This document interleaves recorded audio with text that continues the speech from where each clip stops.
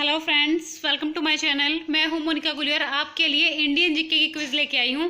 ये सारे के सारे वो क्वेश्चंस हैं जो प्रीवियस ईयर के किसी भी एग्जाम में पूछे गए हैं, चाहे वो एसएससी हो, रेलवे हो, सीएचएसएल हो, स्टेट लेवल का कोई एग्जाम हो, एचएसएससी हो। सभी एग्जाम्स के प्रीवियस ईयर के क्वेश्चंस की सीरीज मैंने उठाई है। ये क्विज की फॉर्म में है ताकि आप अपना एनालिसिस कर सकें।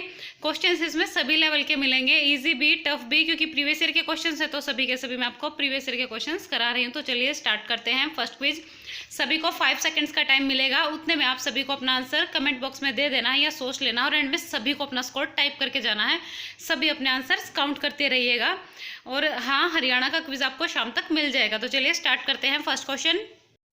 बस लगभग 20 मिनट की वीडियो है ये, और इसमें मैं आपको 50 क्वेश्चंस करा दूंगी, जिससे आपका टाइम वेस्ट भी नहीं होगा। तो चलिए फटाफट से स्टार्ट करते हैं।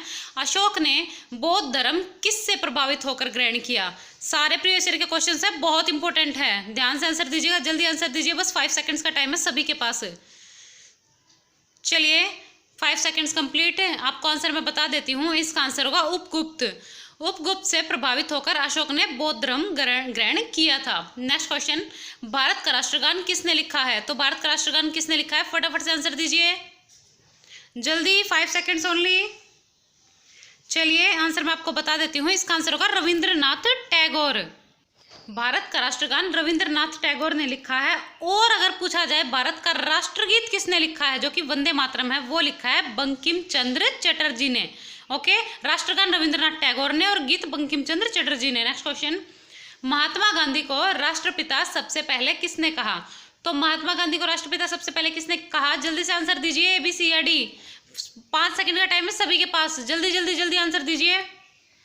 चलिए आंसर मैं आपको बता देती हूँ, टाइम अप होता है। इसका आंसर होगा सुभाष चंद्र बोस। सुभाष चंद्र बोस ने महात्मा गांधी को सबसे पहले राष्ट्रपिता कहा था। देखिए, अगर किसी को लग रहा है कि स्पीड में हो रहा है तो आप वीडियो को पॉज करके आंसर दे सकते हैं। ओके, और वैसे आप आंसर काउंट कर सकते हैं अपने साथ साथ, एंड में स्कोर टाइप करके चले जाना, तो भी कोई दिक्कत नहीं है।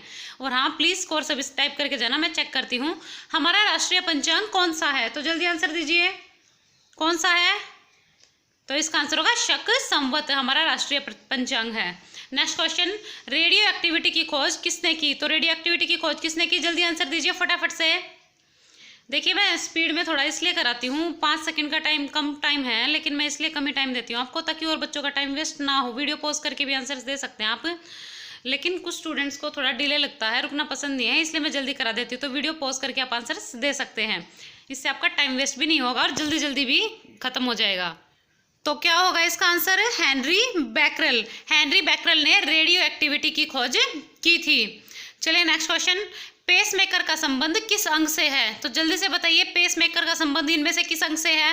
Very very important question. और हाँ, मैं साथ साथ आपको जो इंपॉर्टेंट फैक्ट्स होंगे वो भी बताऊंगी, जो पेपर में पूछे जा सकते हैं। तो मेरा एक एक पॉइंट ध्यान से सुनना है सभी को।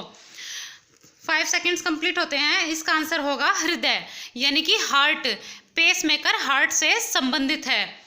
ओके, यानी कि option A is correct. Next question, master ग्रंथि किस ग्रंथि को कहते हैं? तो मास्टर ग्रंथि किस ग्रंथि को कहते हैं? जल्दी से आंसर दीजिए, ओनली 5 सेकेंड्स, जल्दी जल्दी आंसर दीजिए। चलिए टाइम अप होता है। इसका आंसर होगा पीयूष ग्रंथि। इसको पिट्यूटरी ग्लैंड भी बोलते हैं इंग्लिश में, तो मास्टर ग्रंथि कहते हैं पीयूष ग्रंथि को। ये बहुत छोटी सी होती है, एक मटर के दाने के बराबर होती है। बस पेपर में क्वेश्चन इस तरह पूछा गया है, एक मटर के दाने के बराबर, जो ज़्यादातर चीज़ों को कंट्रोल करती है, उसे वो उस ग्रंथि का नाम क्या है? तो पता होना चाहिए आपको।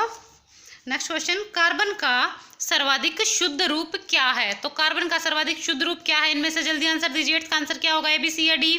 बस 5 सेकंड का टाइम है सभी के पास, जल्दी जल्दी आंसर दीजिए। चलिए टाइम अप होता है। इसका आंसर होगा हीरा। हीरा कार्बन का सर्वाधिक शुद्ध रूप है, यानी कि सबसे ज्यादा शुद्ध रूप है कार्बन का। कार्बन का सिंबल क्या होता है? C होता है। एक्सरे का आविष्कार किसने किया? तो एक्सरे का आविष्कार किसने किया? जल्दी से बताइए, 5 सेकंड का टाइम है सभी के पास।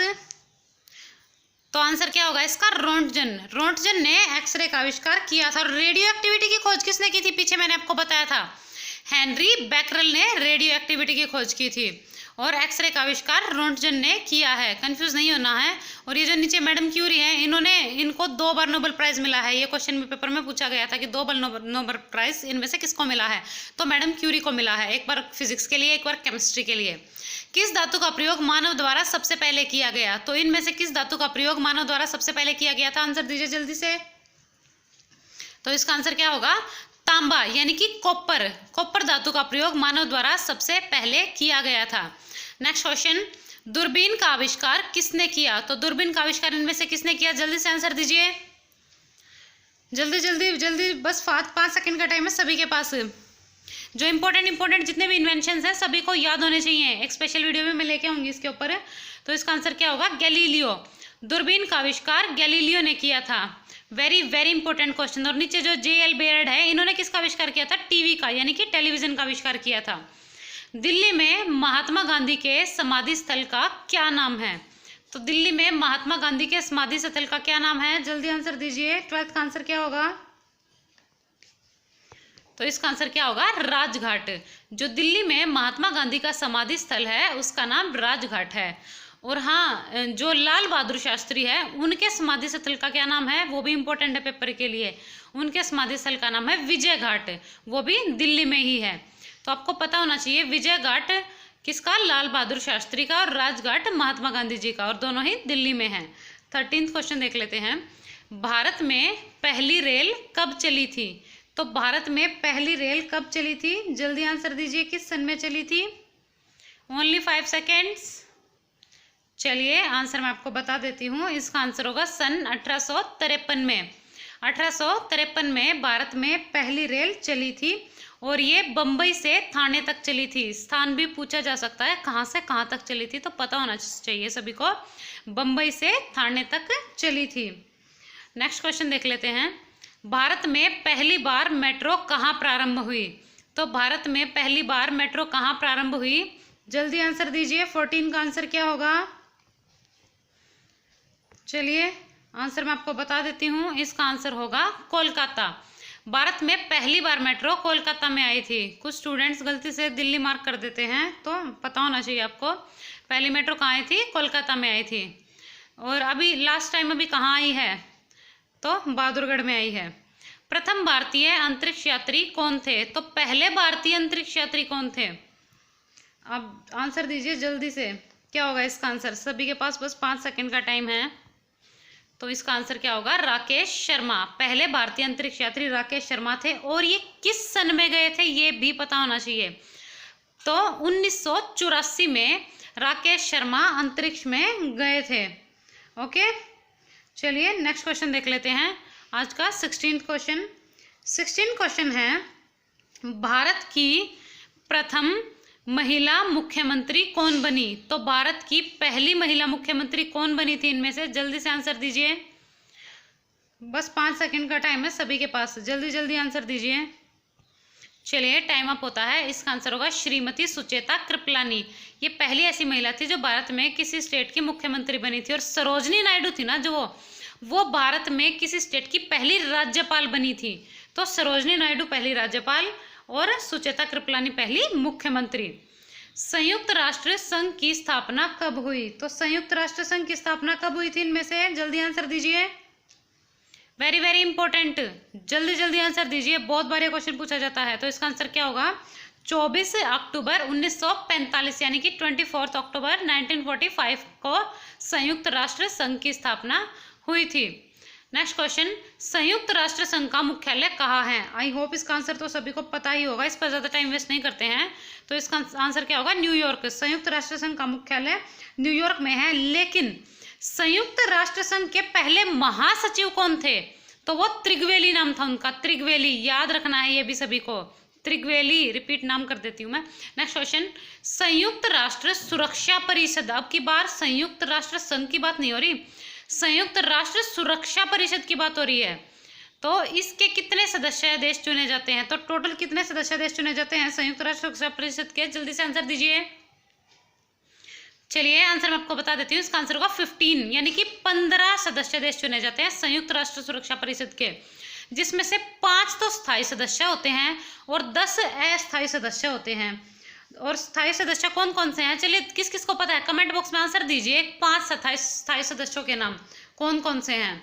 जल्दी जल्दी आंसर दीजिए कमेंट बॉक्स में, सभी को आंसर देके जाना है 19 में जो मैंने पूछा है। अब ये बताना है आपको, संयुक्त राष्ट्र सुरक्षा परिषद है जो, उसके जो अस्थायी सदस्य है, जो 10 अस्थायी सदस्य चुने जाते हैं, वो कितने साल के लिए चुने जाते हैं? बहुत इंपॉर्टेंट क्वेश्चन है, सारे के सारे प्रीवियस ईयर में पूछे गए हैं, सारे में मैं आपको प्रीवियस ईयर क्वेश्चंस की ही सीरीज करा रही हूँ, आपको पता है, तो ऑब्वियस ये इंपॉर्टेंट है। तो एक एक पॉइंट ध्यान से सुनिएगा, मेरा सारे इंपॉर्टेंट फैक्ट्स है जो मैं बता रही हूँ अभी। तो आई होप सबने इसका आंसर दे दिया होगा। 5 सेकेंड्स कंप्लीट हो चुकी हैं। तो कितने वर्ष के लिए चुने जाते हैं? ये 2 वर्ष के लिए। ओके, जो 10 अस्थायी सदस्य हैं वो 2 वर्ष के लिए चुने जाते हैं, और जो 5 स्थायी सदस्य होते हैं ना, वो बने रहते हैं क्योंकि वो स्थायी होते हैं। चलिए नेक्स्ट क्वेश्चन देख लेते हैं। 21, अंतर्राष्ट्रीय न्यायालय कहाँ पर है? तो अंतर्राष्ट्रीय न्यायालय कहाँ पर है, जल्दी से आंसर दीजिए, बस 5 सेकंड का टाइम है सभी के पास। एक स्टूडेंट की डिमांड थी कि स्पीडोमीटर भी लगा दो मैम, तो आपका जो टेस्ट होगा 90 मार्क्स का, उसमें स्पीडोमीटर लगेगा, उसमें मैं आपको प्रीवियस ईयर का पेपर सॉल्व कराऊंगी। अब तक के जितने भी प्रीवियस ईयर के पेपर हुए हैं HSSC के, वो सारे के सारे सॉल्व करूंगी, तब लगा दूंगी। तो इसका आंसर क्या होगा? अंतर्राष्ट्रीय न्यायालय कहाँ पर है? द हेग में। ओके, और द हेग कहाँ पर है? हॉलैंड कंट्री में है। वैसे द हेग ही आएगा ऑप्शन में, क्योंकि पेपर में यही आता है। संयुक्त राष्ट्र महासभा में हिंदी भाषण देने वाले पहले भारतीय कौन है? तो संयुक्त राष्ट्र महासभा में हिंदी में भाषण देने वाले पहले भारतीय इनमें से कौन है? आंसर दीजिए जल्दी से, बस 5 सेकेंड है सभी के पास। चलिए टाइम अप होता है। इसका आंसर क्या होगा? अटल बिहारी वाजपेयी। अटल बिहारी वाजपेयी पहले ऐसे व्यक्ति थे जिन्होंने संयुक्त राष्ट्र महासभा में हिंदी में भाषण दिया था। नेक्स्ट क्वेश्चन, किस विटामिन की कमी से चोट लगने पर खून बहना बंद नहीं होता? जैसे कि आपको पता है, जब चोट लग जाती है तो खून बहता है, लेकिन कुछ ही देर में 5-7 मिनट में वो खून बहना कम हो जाता है और धीरे धीरे बंद हो जाता है, क्योंकि उसके ऊपर आपने देखा होगा खून का एक थक्का सा जम जाता है। लेकिन अगर किसी में किसी विटामिन की कमी हो, पर्टिकुलर विटामिन की, जिसका भी आपको आंसर देना है, तो उसका खून बहना ही बंद नहीं होता, उसका खून का थक्का ही नहीं जमता है। तो आंसर बताओ कौन सा विटामिन है वो, जल्दी से, बस 5 सेकंड का टाइम है सभी के पास। चलिए आंसर मैं आपको बता देती हूँ। इसका आंसर होगा विटामिन के। विटामिन के की कमी अगर किसी के अंदर हो जाती है तो उसका खून बहना बंद नहीं होता, चोट लगने पर भी। सभी को इसका आंसर पता होना चाहिए। नेक्स्ट क्वेश्चन 24, संविधान के किस अनुच्छेद द्वारा हिंदी को राष्ट्रभाषा घोषित किया गया? इंपॉर्टेंट जितने भी अनुच्छेद है सभी को पता होना चाहिए। ओके, और ये तो प्रीवियस ईयर के हैं, तो ऑब्वियस पता ही होना चाहिए। तो 5 सेकंड का टाइम है, जल्दी आंसर दीजिए। चलिए आंसर मैं आपको बता देती हूँ, 5 सेकंड हो चुके हैं वैसे भी। इसका आंसर हुआ अनुच्छेद 343, यानी कि 343। Option C is correct. Next question, Olympic में एकल स्पर्धा में स्वर्ण पदक जीतने वाले पहले भारतीय कौन है? अब ये गोल्ड मेडल की बात है और ऊपर से पहले भारतीय, तो बहुत इंपॉर्टेंट क्वेश्चन है। तो पहले भारतीय कौन है इनमें से? जल्दी आंसर दीजिए। चलिए आंसर मैं आपको बता देती हूँ, अभिनव बिंद्रा एकल स्पर्धा में स्वर्ण पदक जीतने वाले पहले भारतीय हैं। आपको पता है ये शूटर हैं। अंतर्राष्ट्रीय मानव अधिकार दिवस कब मनाया जाता है? जितने भी इंपॉर्टेंट डेज है सभी याद होने चाहिए। इंपॉर्टेंट डेज पर भी एक पर्टिकुलर वीडियो लेके आऊंगी, टेंशन मत लीजिए। एग्जाम से पहले मैं आपको ज़्यादातर टॉपिक करा दूंगी जो इंपॉर्टेंट होंगे। तो इसका आंसर क्या होगा? 10 दिसंबर को मानव अधिकार दिवस मनाया जाता है। विशाल हरियाणा पार्टी किसने बनाई थी? अब इसका आंसर तो पता होना चाहिए सभी को, जल्दी आंसर दीजिए। क्या आंसर होगा इसका? Only 5 seconds. Vishal Haryana party किसने बनाई थी? तो इसका आंसर क्या होगा? राव वीरेंद्र सिंह। राव वीरेंद्र सिंह ने विशाल हरियाणा पार्टी बनाई थी। नेक्स्ट क्वेश्चन, किस देश की स्थल सीमा सर्वाधिक देशों के साथ लगती है? तो बताइए किस देश की स्थल सीमा सर्वाधिक देशों के साथ लगती है, यानी कि सबसे ज्यादा देशों के साथ इनकी सीमा लगती है। तो जल्दी आंसर दीजिए, क्या होगा इसका आंसर? Only 5 seconds. चलिए आंसर मैं बता देती हूँ, इसका आंसर होगा चीन। चीन जो देश है उसकी स्थल सीमा सर्वाधिक देशों के साथ लगती है। अब बात चीन की, और चीन हाल ही में काफ़ी ज़्यादा चर्चा में भी है, आपको पता है कोरोना वायरस को लेके। तो चीन की राजधानी क्या है? बीजिंग है, और करेंसी रेनमिनबी है। ओके, याद रखनी है दोनों ही चीज़ें, बहुत इंपॉर्टेंट है। जो देश बहुत चर्चा में होता है उसकी राजधानी और करेंसी पूछ ली जाती है। बैरोमीटर में गिरावट किस बात का सूचक है? तो बैरोमीटर में गिरावट किस बात का सूचक है? इसका आंसर होगा तूफान का। यदि बैरोमीटर की संख्या में गिरावट होती है तो उसका मतलब है कि तूफान आएगा। ओके, ऐसे ही मौसम विभाग में अंदाजा लगाया जाता है मौसम का। काजीरंगा अभ्यारण्य कहाँ पर है? बहुत इंपॉर्टेंट क्वेश्चन है, पेपर में एक बार नहीं करीबन 10 बार पूछा गया होगा। तो काजीरंगा अभ्यारण्य कहाँ पर है? जल्दी आंसर दीजिए। चलिए इसका आंसर क्या होगा, असम।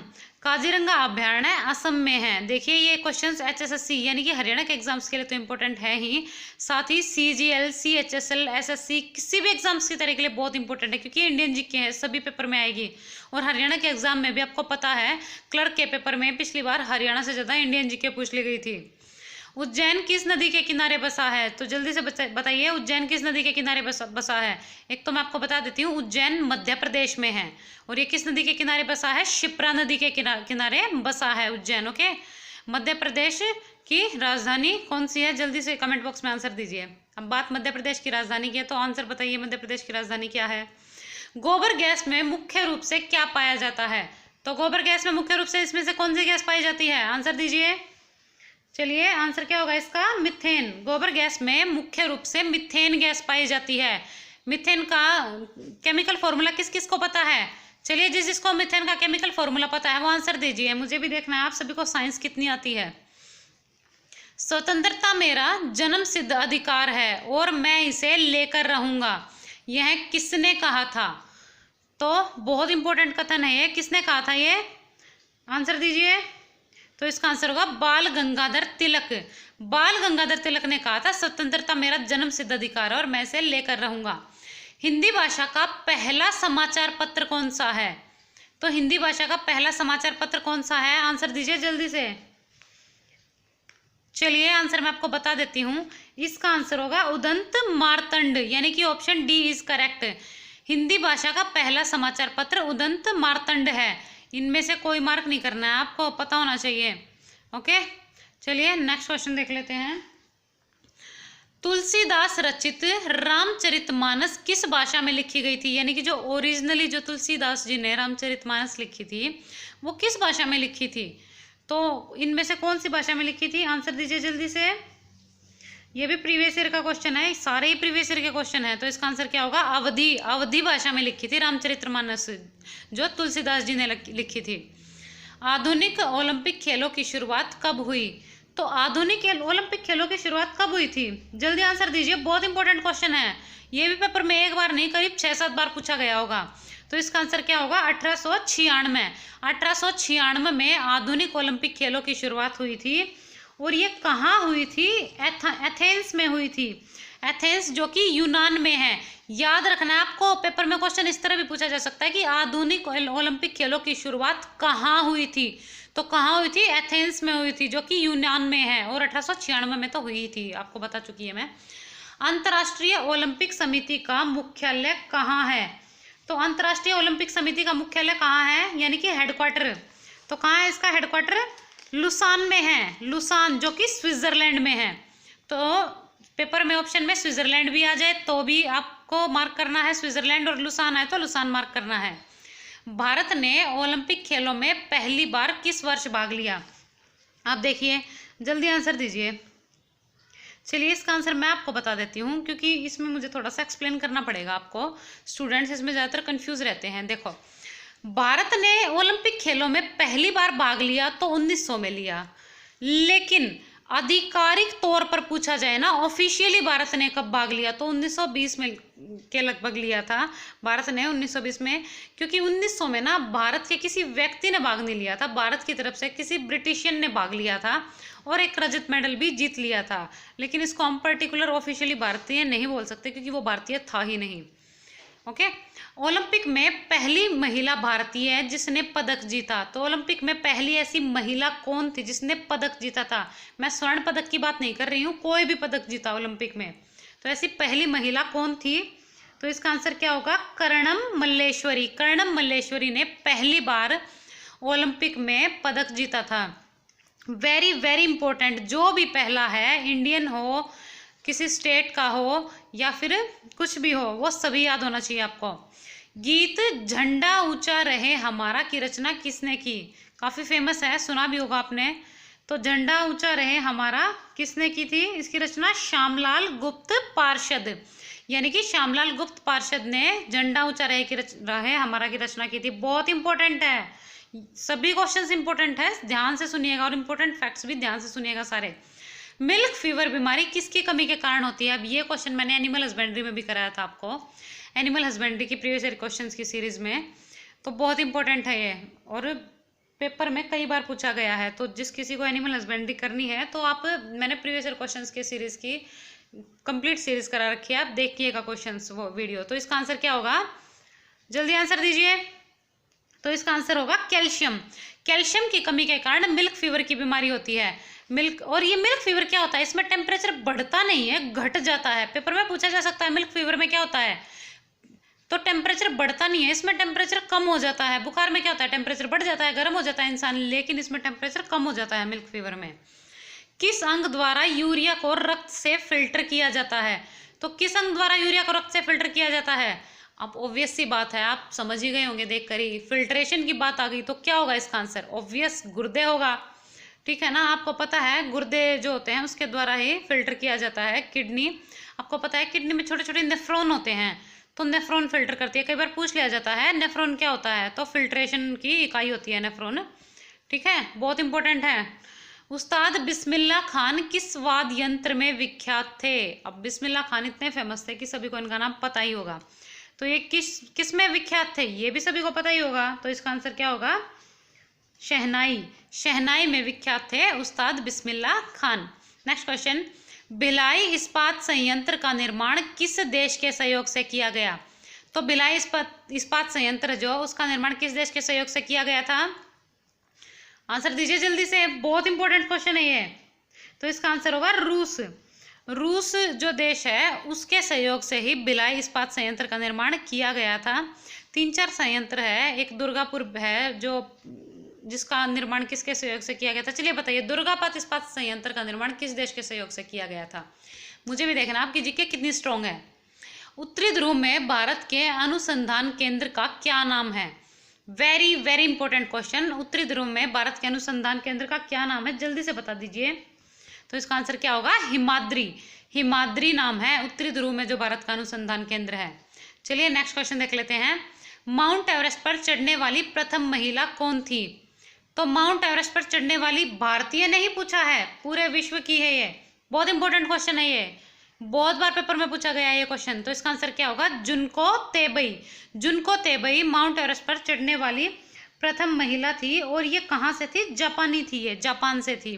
ओके, जापान की राजधानी क्या है, टोक्यो। और 2020 के जो ओलंपिक खेल होंगे वो भी कहाँ का नाम अनाउंस किया गया था, जापान का ही। और जापान कौन से द्वीप पर स्थित है, ये पेपर में कई बार पूछा गया, तो होन्शु द्वीप पर स्थित है।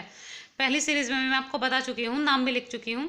क्लोरोफिल में कौन सा खनिज पाया जाता है, तो क्लोरोफिल में कौन सा खनिज पाया जाता है, जल्दी आंसर दीजिए, बहुत इंपॉर्टेंट क्वेश्चन है ये। तो इसका आंसर क्या होगा, मैग्नीशियम। क्लोरोफिल में मैग्नीशियम पाया जाता है।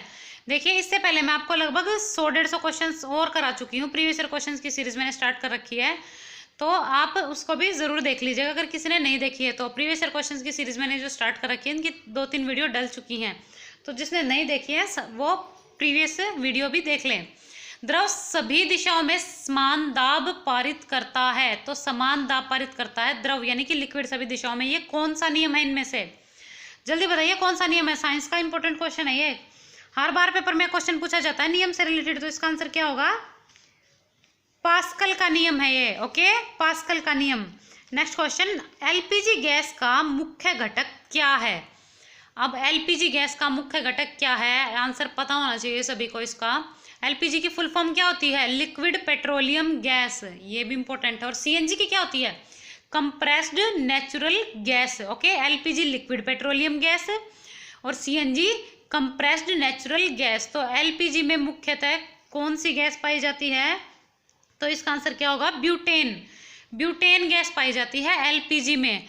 और जो एलपीजी लीक हो जाती है, सिलेंडर कई बार लीक हो जाता है, तो उसकी सुगंध के लिए भी एक गैस डाली जाती है ताकि इंसान को स्मेल आ जाए। तो उस गैस का नाम बताइए आप, किस किस को पता है, कमेंट बॉक्स में जल्दी से। किसने सबसे पहले अशोक के अभिलेखों को पढ़ा, आज का लास्ट क्वेश्चन है ये। तो किसने सबसे पहले अशोक के अभिलेखों को पढ़ा, जल्दी से बताइए इनमें से क्या होगा इसका आंसर। आई होप सभी ने अपना स्कोर काउंट किया होगा। प्लीज़ सारे के सारे स्टूडेंट्स अपना स्कोर ज़रूर लिख के जाइएगा। ओके, मैं सभी का स्कोर चेक करती हूँ, चाहे कम हो ज़्यादा हो कितना भी हो, अपने साथ होनेस्ट रहिए और स्कोर लिख के जाइएगा सभी। ओके, तो जल्दी से आंसर दीजिए, क्या होगा इसका आंसर। 5 सेकंड तो कंप्लीट हो चुके हैं, तो चलिए इसका आंसर मैं ही आपको दे देती हूँ। इसका आंसर होगा जेम्स प्रिंसेप। जेम्स प्रिंसेप ने सबसे पहले अशोक के अभिलेखों को पढ़ा था। बहुत इंपॉर्टेंट क्वेश्चन है ये। देखिए प्रीवियस ईयर के जो मैंने इंडियन जीके की क्वेश्चंस की सीरीज स्टार्ट की है, सभी डेली इस वीडियो को देखा कीजिए, बहुत इंपॉर्टेंट है ये। हरियाणा के एग्जाम्स के लिए बहुत ज़्यादा इंपॉर्टेंट है, CGL के लिए भी, CHSL के लिए भी इंपॉर्टेंट है, रेलवे के लिए भी इंपॉर्टेंट है। कोई किसी भी एग्जाम की तैयारी कर रहा हो, इंडियन जीके तो आपको पता है सभी में आती है। तो सभी, अगर आपने प्रीवियस वीडियो नहीं देखी है तो आप वो भी देख लीजिएगा। ये तो शायद 3rd पार्ट है, तो इससे पहले की 2 वीडियो भी इंडियन जीके सीरीज की आप जरूर देख लीजिएगा जिसने नहीं देखी है। और साथ ही में एनिमल हस्बेंड्री के भी प्रीवियस ईयर क्वेश्चंस की सीरीज की मैंने 5 वीडियो डाल रखी है, तो उनको भी जरूर देखिएगा। तो अगर आपको और किसी टॉपिक पर चाहिए वीडियो तो वो भी मुझे कमेंट बॉक्स में आप बता सकते हैं, मैं आपकी वीडियो ले आऊँगी। और हाँ, प्लीज़ जिसने चैनल को सब्सक्राइब नहीं किया है, चैनल को सब्सक्राइब कर ले और बेल नोटिफिकेशन दबाना मत भूलिएगा, क्योंकि कुछ स्टूडेंट्स को नोटिफिकेशन नहीं मिलती है, तो बेल नोटिफिकेशन भी दबा लीजिए। चलिए साथ साथ है। और हाँ, वीडियो को लाइक ज़रूर कर दीजिएगा। देखिए अगर आप अच्छे कमेंट्स करते हैं तो हमें भी सपोर्ट मिलता है, तो कमेंट करके ज़रूर बताया कीजिए कि आपको वीडियो कैसी लगती है। ओके, जितना हो सके प्लीज़ कमेंट्स ज़रूर करिए, अपने फ्रेंड्स में वीडियो को शेयर करिए, व्हाट्सएप ग्रुप में, फेसबुक ग्रुप में वीडियो को शेयर कर दीजिए। Okay, thank you, bye bye. Like share and subscribe my channel. और हाँ, बेल आइकन दबाना मत भूलिएगा।